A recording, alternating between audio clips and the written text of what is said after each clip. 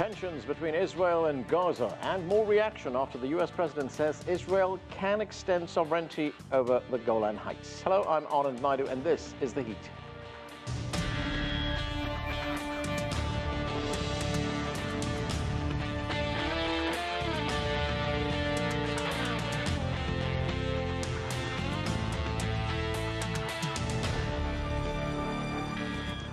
Earlier this week at the White House, U.S. President Donald Trump met with Israeli Prime Minister Benjamin Netanyahu, and President Trump used the occasion to formally recognize Israel's sovereignty over the long-disputed Golan Heights that Syria once returned.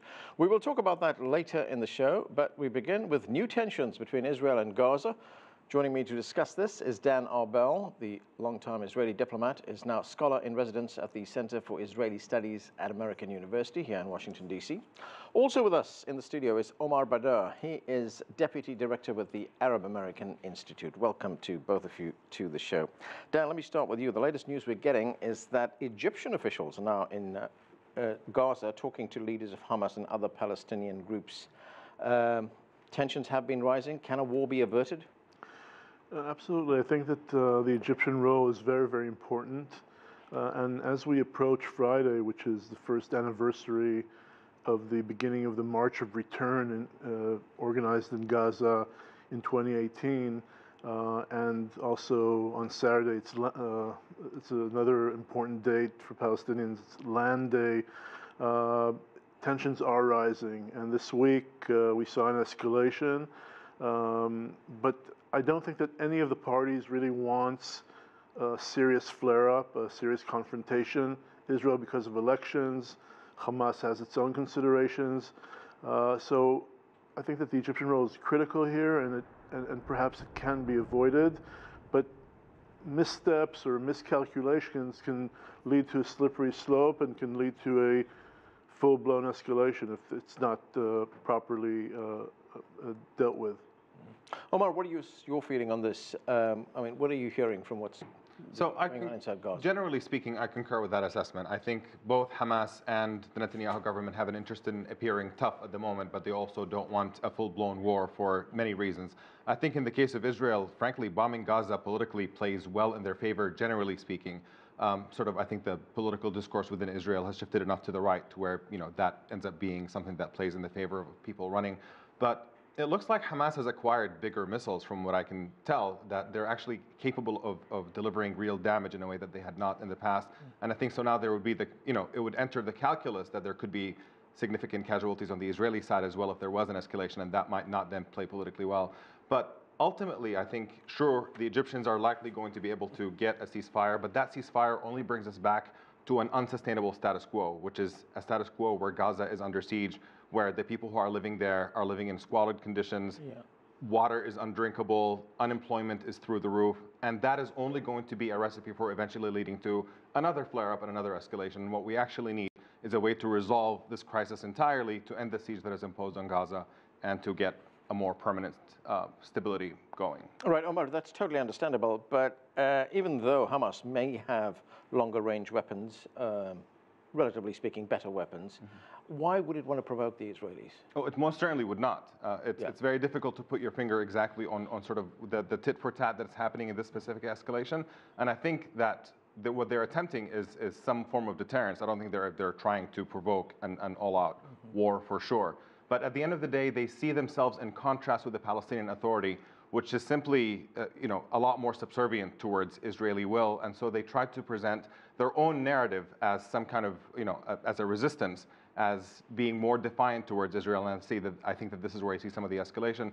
And I think there's also an attempt to distract from the situation in Gaza itself, where there have been protests against the Hamas government by Palestinians who are upset about rising taxes and deteriorating living conditions. And I think that there is definitely an attempt to politically exploit that moment to see if they can create a diversion. But let's be absolutely clear about the fact that life in the Gaza Strip is first and foremost horrible because of the illegal siege that Israel has imposed on Gaza, which is condemned by the United Nations and virtually every human rights organization.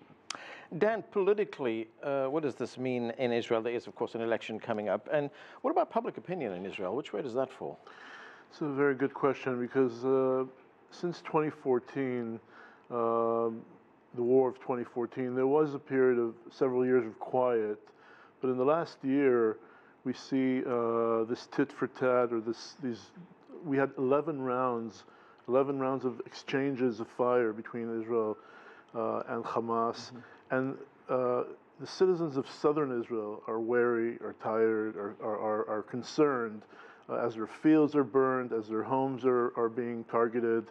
Netanyahu is getting a lot of criticism for his handling of the Gaza issue, and this is definitely something that his opponents in the campaign are using against him, calling his policies failed and suggesting some other methods of dealing with Hamas. So Israeli public opinion clearly looks at this issue and is not happy with how it's being dealt with.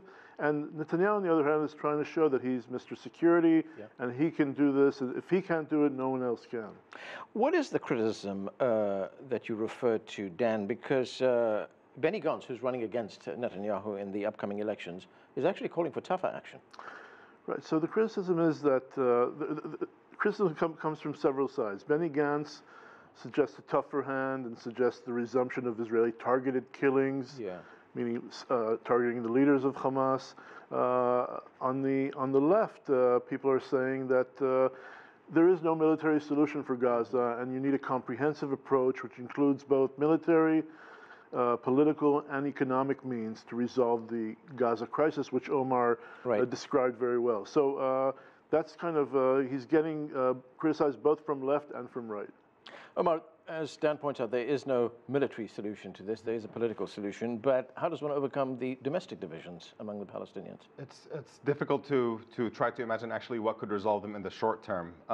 You know, you have a very significant split, and a split, frankly, that is also encouraged to some extent by regional players as well. You know, it's difficult to see what could unite the Palestinians in the current moment, given the fact that neither approach has achieved anything positive for the Palestinians. You have the Palestinian Authority that has pursued nothing but negotiations and sort of bending over backwards and cooperating with Israel on security to achieve some kind of end to the Israeli occupation, and what they got in return was only an expansion of settlements. And then you have Hamas that pursued a more militant route, and what they got in return was a complete isolation of Gaza. So it's unclear what strategy is supposed to be pursued, and I think that a lot of people right now are moving towards more international attempts at isolating Israel through a campaign of boycott, sanctions, and divestment as a means of applying that political pressure. But I don't know in the meantime what sort of could happen internally within Palestinian society. Well, there is one strategy that the Palestinians in Gaza are undertaking, that is to continue with demonstrations at the border. I mean, what kind of risks do that carry? It carries incredible risks. I mean, we know it just from, again, looking at the human rights reports of what is actually unfolding. The UN recently criticized the fact that, you know, journalists have been killed on the border, you have medics who have been killed, people who are clearly marked, and you have video evidence that was reviewed even by mainstream American outlets, the Washington Post and the New York Times, that were reviewing some of the evidence and seeing that people who were clearly not posing a threat to anybody on the border were also getting shot. And ultimately, I think that's because Palestinians in Gaza have reached the breaking point. Life is so intolerable. This siege has lasted for nearly 12 years at this point. And people are saying there's nothing to lose. We cannot continue living that way, and that's why they're willing to take these massive risks for the sake of trying to shake up the situation. Dan, as Omar points out, this situation is unsustainable. Do you expect anything will change after the election? It's a big question. It depends who's the person that would be assigned with the task of who will be the next prime minister, and what will his coalition look like. And if we see Netanyahu, I think that we're going to win. I think we're going to see pretty much of the same. If we see Gantz win, perhaps we can see more flexibility and perhaps a more serious attempt to actually deal with the Gaza issue more comprehensively. Omar, very quickly, I've got about 30 seconds. What can the Palestinians do to change that? Look, in terms of Israeli elections, I think they could have implications for Israeli society itself. There are big differences when it comes to domestic policy, but like you mentioned earlier, the opposition, the more moderate opposition to Netanyahu, is calling for tougher action. So I think the Palestinians can basically expect a continuation of Israeli policy towards them regardless of the outcome of this election. Unfortunately, that has been the history of either, you know, the liberals or the conservatives in Israel taking over. We're going to have to leave it there. Thanks to both of you for being with me. We are going to take a short break right now. When we come back, we will take a closer look at the controversy over the Golan Heights. Stay with us. You're watching The Heat.